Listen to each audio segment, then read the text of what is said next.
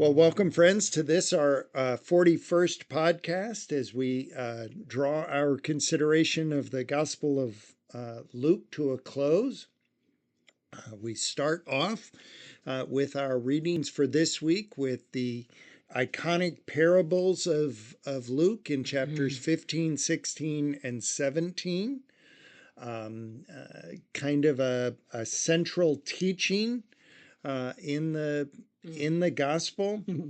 I think it's important for us to read these parables and to hear in them the full breadth and depth of what they have to say.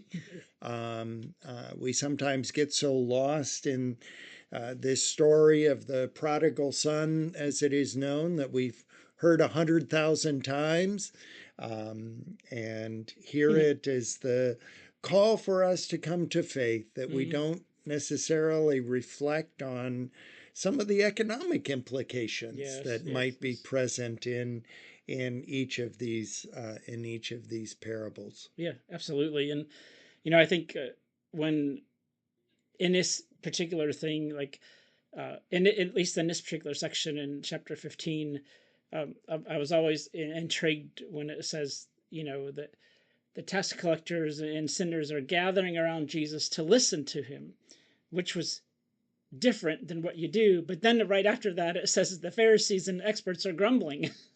So you have those who you would think would be wanting to listen.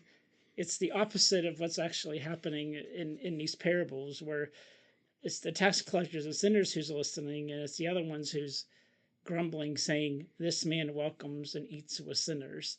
And instead of doing as Jesus does, they're doing just the opposite of not welcoming those who, because they're used, their protocol, so to speak, is like, these people are not worth it. Like, they're the ones that are out in skirts. And so to hear these religious leaders, and stuff just be in this, it's just interesting in the aspect that you would think it would be the other way around. And it's not. Well, it never is. Right. It's still right. not. It's still not that way. Right. So I think that there are, I think of some of the iconic modern preachers that have challenged the church. Tony Campolo comes to mind. And there were all sorts of good religious folks that didn't like Tony Campolo or Martin Luther King Jr. or,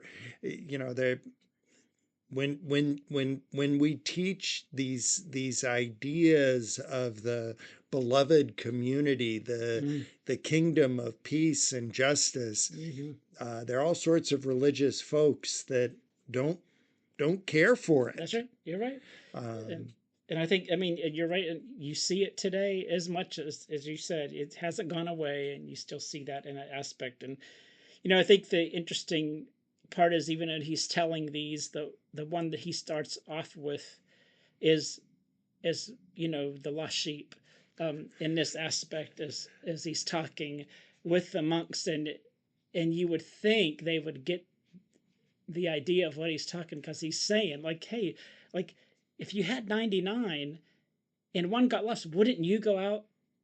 It's almost like he's questioning, wouldn't you go out to try to find that one? But the thing of it is, the thing that I always find intriguing is, among these tax collectors and sinners, quite likely were shepherds. Well, yeah, true. And the fact of the matter is, either this is a really bad shepherd,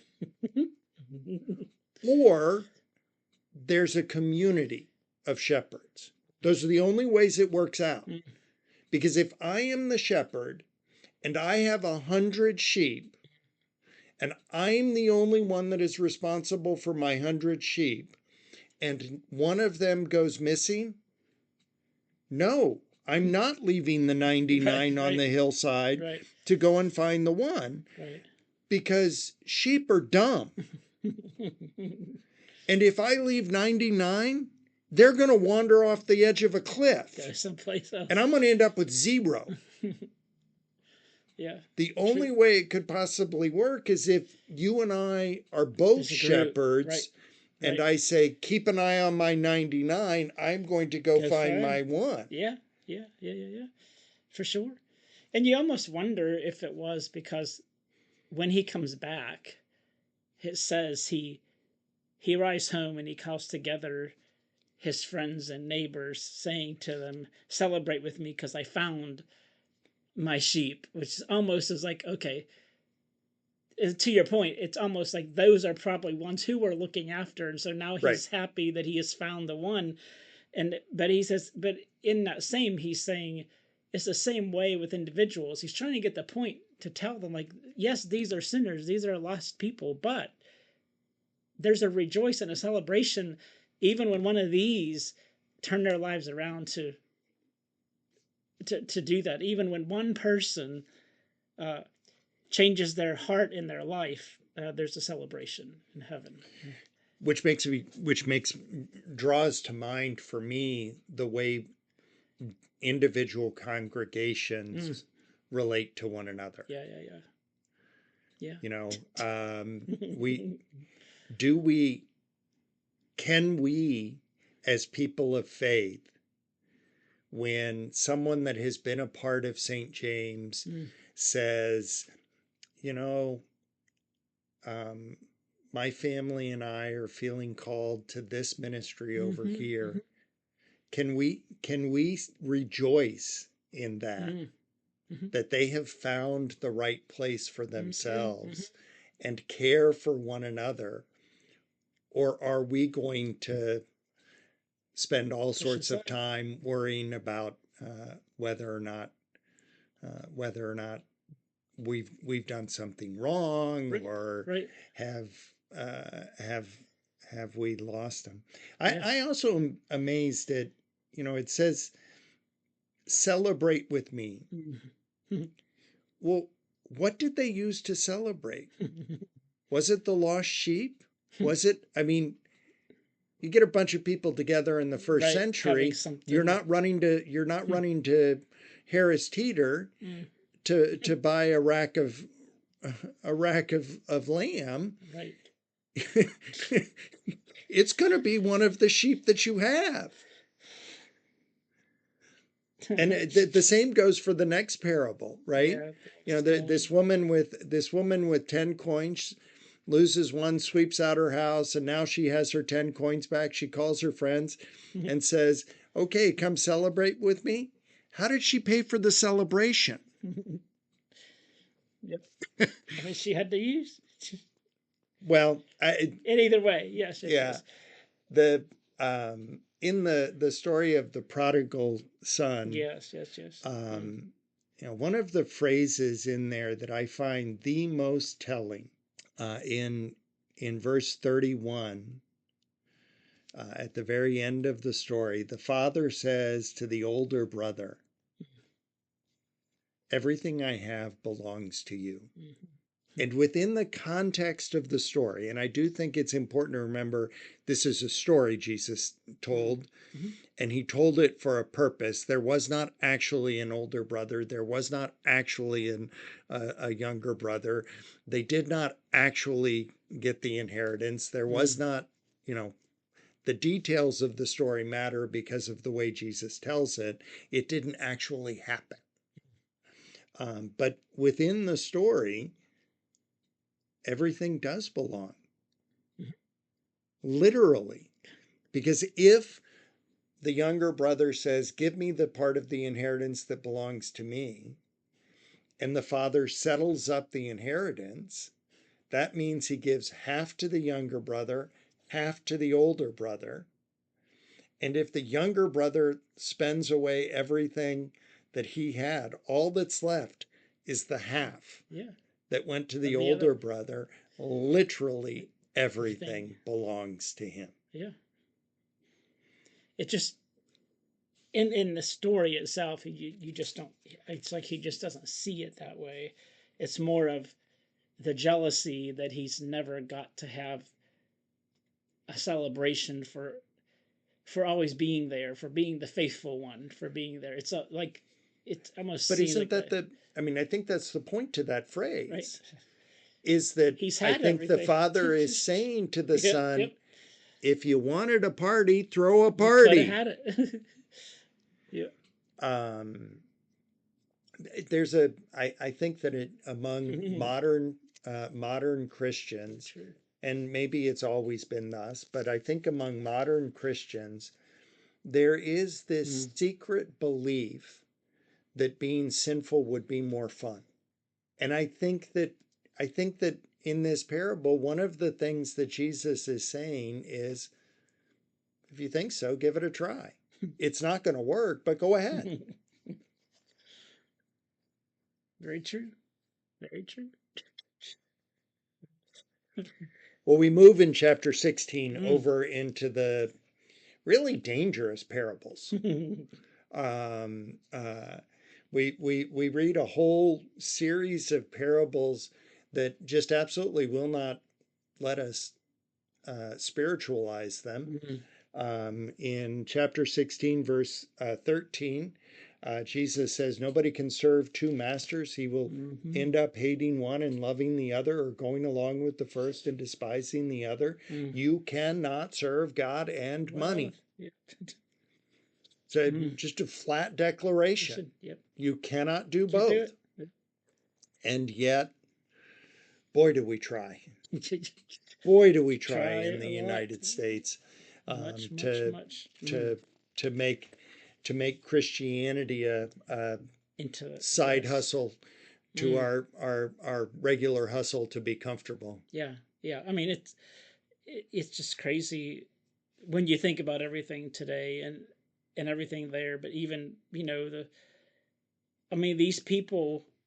In fact, my version in verse 14 says, the Pharisees, who were money lovers, heard all this and sneered at Jesus, because he was basically telling them, you're the ones who justify yourselves before other people, but God knows what their hearts really are in. And so he knew their heart wasn't really the caring for the people or the poor or the widows or those that are due.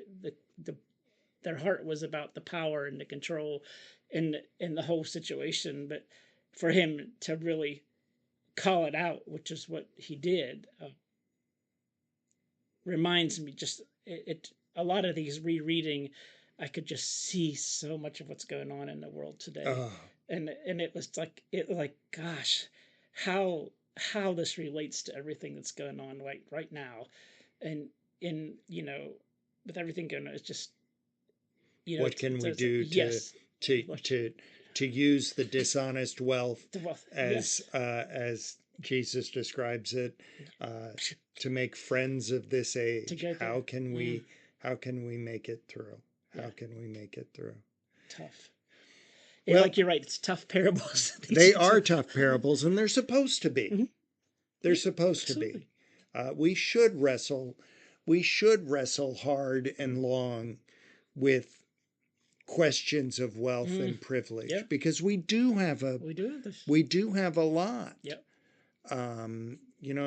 The majority of people on this planet live in some measure of food insecurity. And I've never once been hungry that I didn't do it to myself. Right. No, yeah, you're right. And even when I did, there was a solution to it. Yep. But that's not true. Right. That's not true for the majority of people. And we need to wrestle with that, and wrestle with, how much is enough? Yeah. What is reasonable for us to live with? Yeah. Phew. Good. What I feel like we might need to take a brief detour down a little bit of a bunny trail, to talk about a particular small portion of chapter 17, in verses 34, 35, and 36. It says, let me tell you, in that night there will be two people sleeping side by side. One will be taken and the other left behind. There will be two women working side by side, grinding corn. One will be taken, and the other will be left behind. Mm. Mm. This is that particular verse. It's not the only one, Right. but it's one of the key verses that is pointed to by the folks that teach the idea of a rapture, Rapture. to say, see, this is what this is. This is the description of a rapture, and that's what it will be like. And some will be taken, and some will be left behind. Last week, 2 weeks ago, by the time this comes out, there was a portion of our world Mm. that was believing that it was the time for the rapture. They Mm-hmm. had called for it. Um, First of all, I don't think this speaks about a rapture. I don't believe that there will be a rapture in the uh, Left Behind book series Right. kind of way. Correct. I do believe in a final kingdom. I do Mm-hmm. believe in Christ's return, but I don't believe in that idea. Christians spent 1900 years Mm-hmm. reading these scriptures and believing in a return of Christ Yeah. before we came up with the Yeah. idea of the rapture. Yeah. Yeah. I just don't think that it's there. And more to the point, declaring that God is going to return on a given day. Mm. The rapture is going to happen on Tuesday. The return of Christ will be, June 14th, or, Right. whatever. Right. It's dangerous business for Mm-hmm. us. It's dangerous business. It puts our eyes in the wrong place, Yeah. and we miss our Yeah. opportunities to be faithful Faithful. people. Absolutely. Absolutely. And I remember, and I don't remember which professor it was, but I remember and it may have been our New Testament professor, I'm not sure, but I remember in divinity school, the, strictly saying the word rapture is not even in the Bible, but yet so many people think of it, like you said, because of certain text, they look at it, but if they really knew the translations and things, rapture's never there. It's not even listed as being in the scriptures to do. I think people just don't understand that, and in that aspect that it's not even like in that aspect the word is not even there. Um, but as we think and we go, we we find some more scriptures. We talk in some there's uh, in chapter 18 it talks about justice for the faithful, that those who are faithful in the sex and then how others, while there was those that were faithful, others only wanted to understand what they heard. It was a thing. I mean, he says in in part of it there was the faithful, and then you see the scripture in verse 9 where it talks about the Pharisee and the tax collector, and the Pharisee, they're both in the temple, and he's just the for praying, and the Pharisee's just like he's so glad he's not like that tax collector, and really puts him down about the prayer, and where the tax collector has really humbled himself and realized how much he's done wrong, and in how uh, how the Jesus had said that that tax collector um, went home more justified than that Pharisee did, because the Pharisee was more about trying to make a show, so to speak, than being truly humble for what he did. Well, and doing something about it. Yes, yes, Presumably, Luke doesn't say it in that particular Mm, parable, but mm-hmm. it is over in the story of Sirs, Zacchaeus. yes, You yes, can't separate yep, this tax collector in the temple from the story of right. Zacchaeus. There's certainly some Similarity, yeah, similarities, absolutely. some connection. Yep. Um, in the story of Zacchaeus, and presumably that tax collector Mm. went away from that time of humble prayer Mm-hmm. and changed his Change his life. life, yeah. He probably quit defrauding Writing. as Mm-hmm. Zacchaeus did. He Uh-huh. returned what he had Give third, taken. He gave half to the poor, poor. yep. I our Friday morning reading or Friday noontime reading group is reading through Bonhoeffer's Cost of Discipleship, and just this week we were talking about this distinction between a Christianity that is hero worship of Mm, mm, Jesus, that mm, makes mm. Jesus into this ethereal, disconnected reality that we just kind of worship because, yay, Jesus is Jesus, and Mm. obedience. Yeah. And without obedience, Mm. we're deceiving Yeah, ourselves. absolutely. As we get, as I said, hearing this similar story to Zacchaeus as you get later on into 19, when Jesus processes in, this was another part that stuck out to me that I remember reading in his entry into Jerusalem, is that there was another entry by Herod coming at another time. And while we don't read it, this was something that people don't realize, that Herod was coming from one direction to make sure everything was staying under control, to on a war horse, and Jesus coming from one way on a donkey, promoting peace. And and so, bound at some point of time, we know later on what happens, but to think about this, what's going on at this festival that's coming on, there's two different things happening, of Right. coming in, of two different processions coming in. Um, and as you and just seeing this, is I think people don't realize how that is going on and what else going on at that particular time. Well, and I think that, Luke absolutely would have us understand that this idea of an empire of power and a kingdom of love will always come into Yes, conflict. yes. This idea of an empire of greed Greed. and wealth and a kingdom of abundance Mm, and sharing mm. will always come Gosh. into Yeah, conflict. yeah. The values of the Mm, gospel, and by gospel in this instance I mean the specific gospel of Luke, yeah. not the word of salvation, but the values of Luke are always going to come into Mm-hmm, conflict, mm-hmm. and that's the point. Yep, They're supposed yep. to.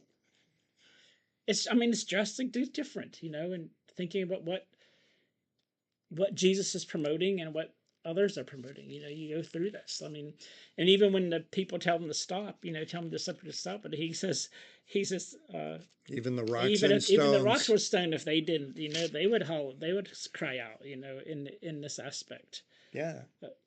But yeah, The very essence of nature mm, will big time. will proclaim this idea of peace and Yeah, justice and absolutely. abundance and mercy. And if we're going to choose as our values the society's Mm, values that surround us, the empire, the wealth, the power, mm-hmm. the control, the show Yeah, of religiosity, absolutely. it's never going to work. It's never going to work. It's always going to have to be this humble riding on a donkey. Mm. It's always going to have to be a cross. That keeps continuing. Yes, absolutely. That's got to be the focus. Yeah. And we go on. Absolutely. Well, it is an old story for Hmm. us. We before we finish Luke, we do need to talk about the a little bit, acknowledge the each of the four gospels tell the story of the Hmm. resurrection a little bit Different. different. Yeah. Yeah.